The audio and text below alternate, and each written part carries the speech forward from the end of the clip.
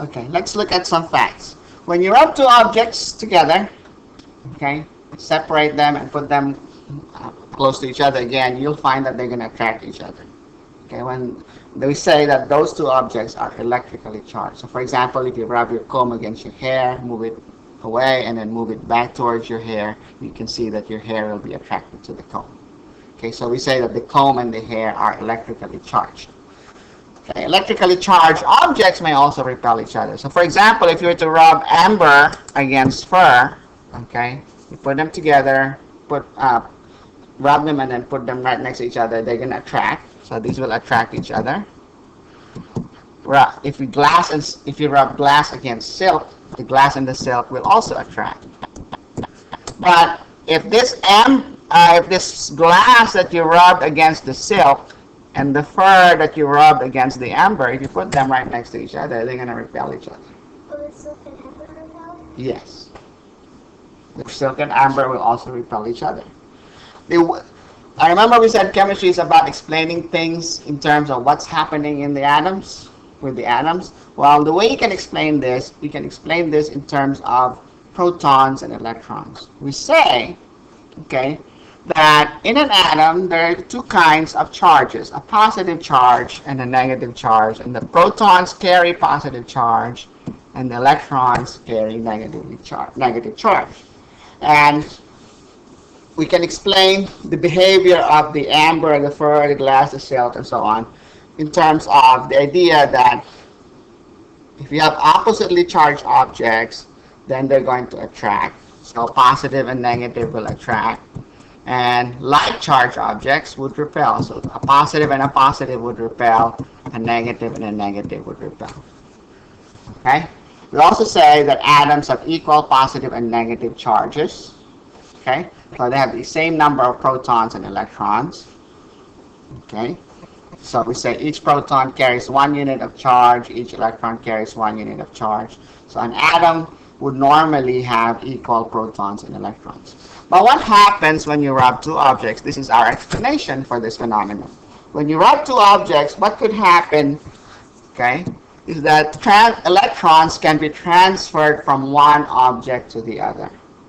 Okay? And the positively charged object will now end up having fewer electrons, and the negatively charged object is the one that ends up having more electrons. So, for example, if I have amber here, I rubbed it against fur, what happens is electrons transfer from the fur to the amber. Okay? So what happens to the amber? What would be the charge of the amber? Positive or negative? It now has more electrons. It's now going to be negative, and the fur is now positive. It has fewer electrons, more protons, right?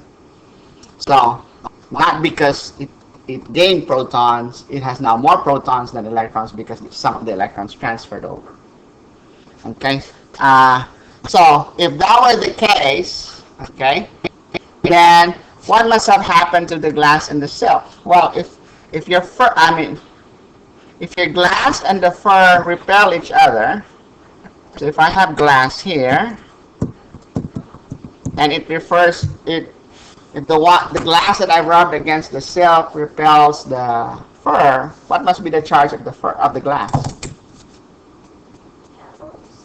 Fur and glass repel, so the glass must be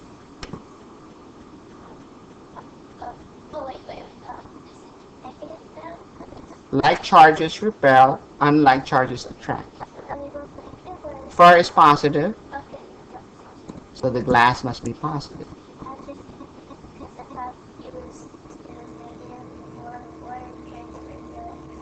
This is after the transfers happen. So the glass, after you rub it against silk, must become positive. So that means electrons left the glass, right?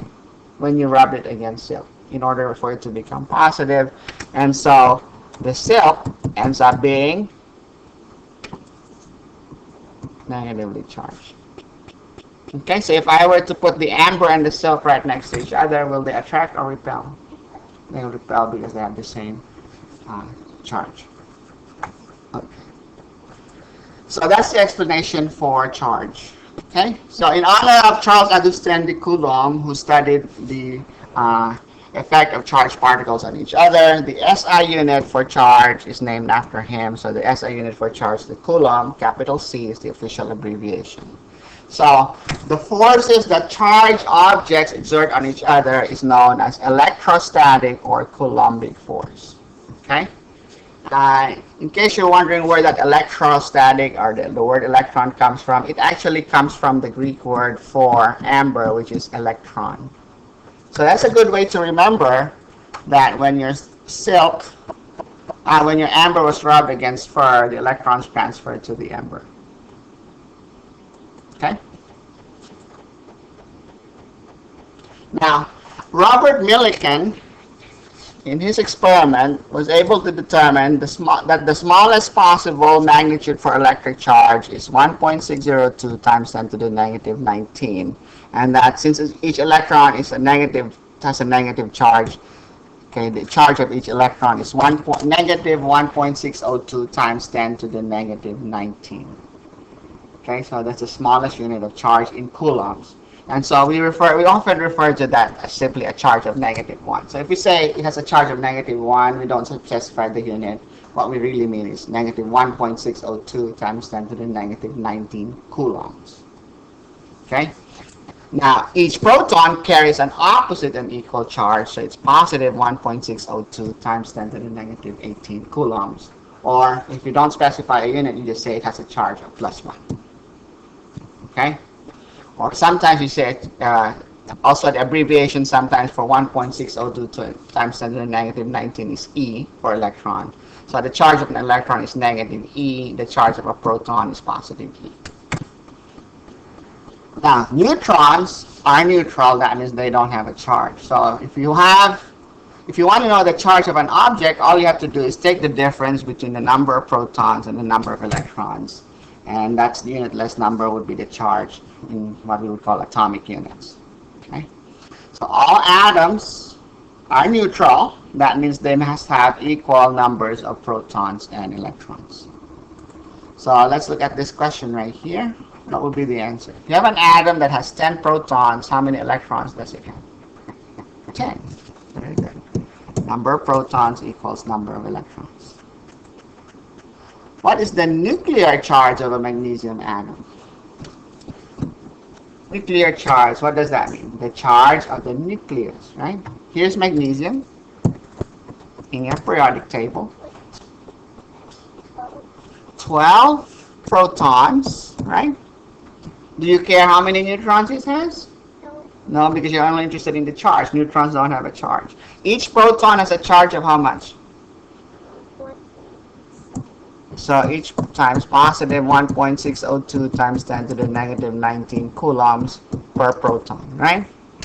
So 12 times what that number is. Or you can call that E. So that's plus 12E. Or you can just say without any units, the nuclear charge of a magnesium atom is plus 12. There are 12 protons in a nucleus of magnesium.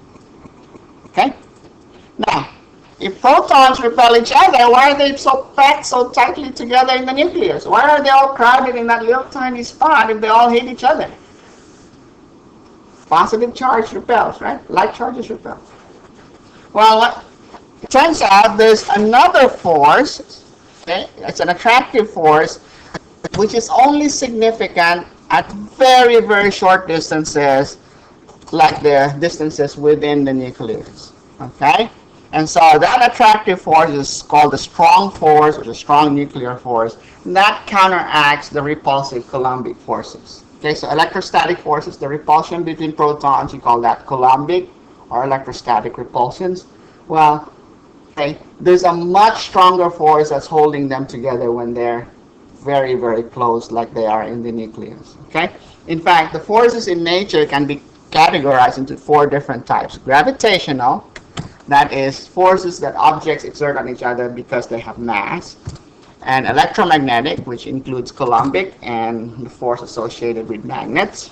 And then you have 2 nuclear forces, the strong nuclear force and the weak nuclear force. Typical distances within the nucleus, 1 to 3 femtometers. F here is femto. So 1 femtometer is 10 to the negative 15 meter. Okay, that's the SI prefix for 10 to the negative 15. Remember, the nucleus is 10 to the negative 14, right? So femto would be 10 to the negative 15. That's 1/10 of 10 to the negative 14. So a tenth of the diameter of a nucleus. So at those distances, this what we call the strong force is actually 100 times stronger than the Coulombic force, than the electromagnetic. Okay? It's a million times stronger than the other nuclear force called the weak force. And it's 10 to the 38. That's a lot stronger than gravitational force. Now, in chemistry, we're not really going to be dealing so much about what's going on within the nucleus itself. So we're going to treat the nucleus as though it's just one particle with a positive charge being the number of protons. Okay?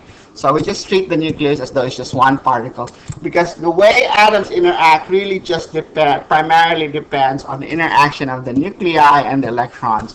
It doesn't really matter what the interactions are within the nucleus itself. Okay, so we're primarily interested in electromagnetic forces because those are the kinds of forces that would govern the behavior of atoms, the protons and the electrons.